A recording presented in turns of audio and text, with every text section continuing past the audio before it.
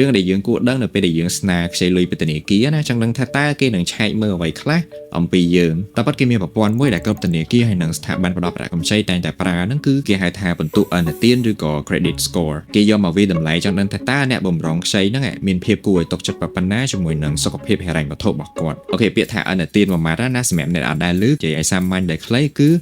កម្ចីអញ្ចឹងបន្ទុកអនុទានស្មើនឹងបន្ទុកកម្ចីរបស់មនុស្សម្នាក់ហើយដើម្បីបានបន្ទុកនឹងមកដំបូងវាកើតចេញពីការឆែកប្រវត្តិអនុទានដែលបានកត់ត្រាទុកនៅក្នុងរបាយការណ៍អនុទានឬក៏ credit report ដែលនៅក្នុងនោះគេមានកត់ត្រាដូចជាឈ្មោះនិងលេខអត្តសញ្ញាណសម្គាល់ប្រវត្តិកម្ចីទាំងអស់ដែលយើងធ្លាប់ឬក៏មិនធ្លាប់ខ្ចីក៏ដោយចំនួនបំណុលនិងគ្រឹះស្ថានដែលយើងកំពុងតែជាពាក់ហើយនិងអរិយាប័ត្រនៃការបង់ប្រាក់របស់យើងដូច្នេះរាល់ពេលដែលយើងខ្ចីប្រាក់មិនថាជាកម្ចីឡានកម្ចីផ្ទះកម្ចីអាជីវកម្មឬក៏កាតអនុទានក៏ដោយស្ថាប័នផ្ដល់កម្ចីនោះនឹងកត់បញ្ចូលព័ត៌មានទាំងអស់នោះចូលទៅក្នុងប្រព័ន្ធចែករំលែកព័ត៌មានអនុទានដែលស្ថិតនៅក្នុងប្រព័ន្ធរួមមួយរបស់ក្រុមហ៊ុនដែលមានឈ្មោះថា Credit Bureau Cambodia ឬក៏គេចំណាំស្គាល់ថា CBC នឹងឯងអញ្ចឹងបន្ទាប់មកព័ត៌មានទាំងនោះត្រូវបានយកទៅកណនាក្រោមប្រព័ន្ធរបស់ CBC ដើម្បីទទួលបានជា Credit Score នេះឬក៏ម្យ៉ាងទៀតខ្មែរយើងហៅថា K Score ណាចង់ដឹងថាតើសុខភាពហិរញ្ញវត្ថុរបស់ម្នាក់ហ្នឹងយ៉ាងម៉េចដែរអញ្ចឹងការដែលបន្ទុកតិចអត់ល្អហើយបន្ទុកច្រើនល្អវាអាស្រ័យតាមអរិយាប័ត្ររបស់អ្នកខ្ចីនីមួយៗដោយឧទាហរណ៍ថាបើយើងមានប្រវត្តិខ្ចីប្រាក់ហ្នឹងតាំងពីយូរ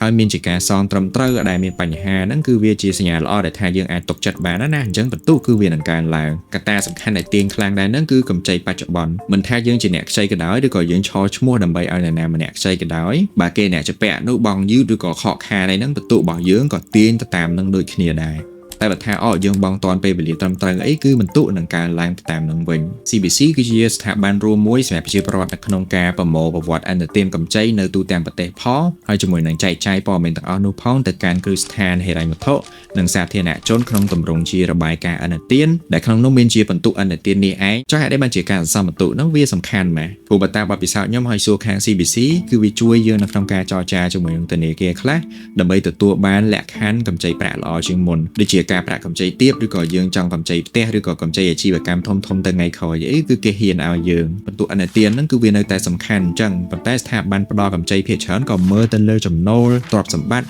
ហើយនិងទ្រព្យប្រចាំរបស់យើងផងដែរមុននឹងសម្រេចអនុម័តកម្ចីបានមានរឿងមួយទៀតខ្ញុំទើបតែដឹងថ្មីដែរនៅក្នុងប្រទេសកម្ពុជារបស់យើងផ្ទាល់ហ្មងសម្រាប់ប្រជាពលរដ្ឋទាំងអស់គឺគាត់អាចដាក់ស្នើមើលប្រវត្តិអនុទានរបស់ខ្លួនឯងបានដោយឥតគិតថ្លៃនៅក្នុងមួយឆ្នាំម្ដងព្រោះជាទូទៅអានោះបើសិនយើងឆែកគឺវានឹងអស់លុយឯងអញ្ចឹងដើម្បីទាញយកដោយឥតគិតថ្លៃគ្រាន់តែមានទូរស័ព្ទដៃមួយនេះបងប្អូនគ្រាន់តែទាញយក app កម្មវិធីរបស់ CBC ផ្ទាល់មកហើយនៅពេលដែលយើងបើកចូលកម្មវិធីនៅជួរកណ្ដាលហ្នឹងគឺយើងនឹងឃើញមុខងារពជាទិញរបាយការណ៍ហើយចុចនៅលើហ្នឹងមកទី1យើងនឹងឃើញជម្រើសរបាយការណ៍អនុទាន plus សម្រាប់កញ្ចប់នេះគឺយើងនឹងទទួលបានទាំងរបាយការណ៍អនុទានផងជាមួយនឹងបន្ទុក K score របស់យើងផង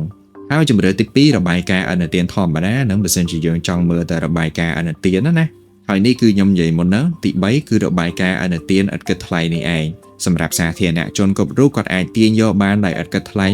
នៅក្នុងមួយឆ្នាំម្ដងអញ្ចឹង app ហ្នឹងវាមានប្រយោជន៍ថងថាវាមានគ្រប់មុខងារទាំងអស់ណាដូចជាការឆែកប្រវត្តិអនុទានមើលបន្ទុកអនុទានហើយជាមួយនឹងតាមដានសុខភាពហិរញ្ញវត្ថុដែលយើងអាចដឹងថាតើការជំពាក់របស់យើងរាល់ថ្ងៃហ្នឹង